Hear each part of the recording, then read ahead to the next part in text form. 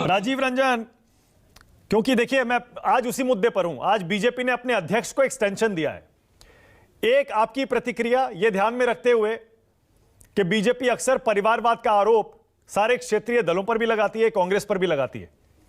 और लेकिन जैसा राम कदम कह रहे हैं उनकी पार्टी में अनुशासन है, अध्यक्ष चुने जाने के बाद कोई विरोध नहीं होता। राजीव रंजन, आपकी प्रतिक्रिया जेपी नड्डा को एक्सटेंशन पर? देखिए, सबसे पहली बात तो यह है कि हर पार्टी को अपने फैसले लेने का अधिकार है, और अगर उन्होंने उन्हें दोबारा उनकी अध्यक्षता में काम करने का फैसला किया है तो पार्टी के तौर पर हमारी कोई भूमिका नहीं है। लेकिन इतनी बात तय है कि पार्टी विद डिफरेंस कहने वाली पार्टी आज लोकतांत्रिक प्रक्रिया से क्यों घबरा रही है। अगर पार्टी के अंदर इन प्रश्नों पर अंतर्विरोधों को वो चुनाव के वर्ष में टालना चाहती है, चुनाव के वर्ष 9 राज्यों के चुनाव और अगले वर्ष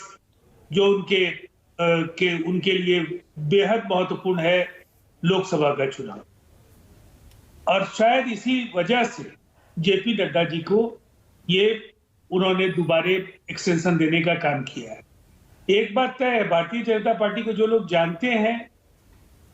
बाहर से तो सब कभी नहीं लगेगा कि अंदर कोई तूफान है, लेकिन पिछले दिनों जिस तरह से पार्लियामेंट्री बोर्ड से कुछ बड़े चेहरे गायब हुए, जिनको बाहर किया गया, तो कहीं ना कहीं बहुत कुछ सहज तो नहीं है जो नितिन गडकरी जी या शिवराज चौहान जी की विदाई के साथ कोई ना कोई संदेश तो उन्होंने दिया है।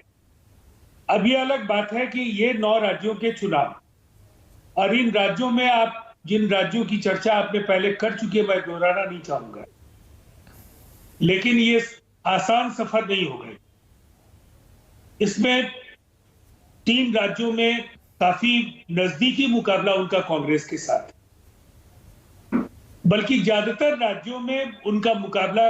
कांग्रेस के साथ है। केवल पूर्वोत्तर की बात करें तो वहां भी कांग्रेस लेड अगर कोई अलायंस बनता है या बीजेपी लेड कोई अलायंस बनेगा, लेकिन ऐसा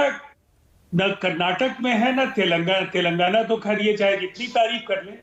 तेलंगाना में इन्हें कुछ हासिल नहीं होने जा रहा है। कर्नाटक में जो भ्रष्टाचार जिस कदर वहां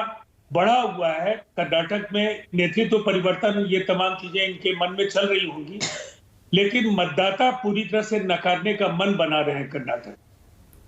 तो ये कमोबेश ये आने वाले लोकसभा चुनाव के पहले 9 राज्यों के चुनाव, इतना जो अभी ट्रेंड है, जो पिछले दिनों चुनाव हुए और हरियाणा, ये हिमाचल और एमसीडी के चुनाव हुए, वो सिलसिला जारी रहने की उम्मीद है। अच्छा राजीव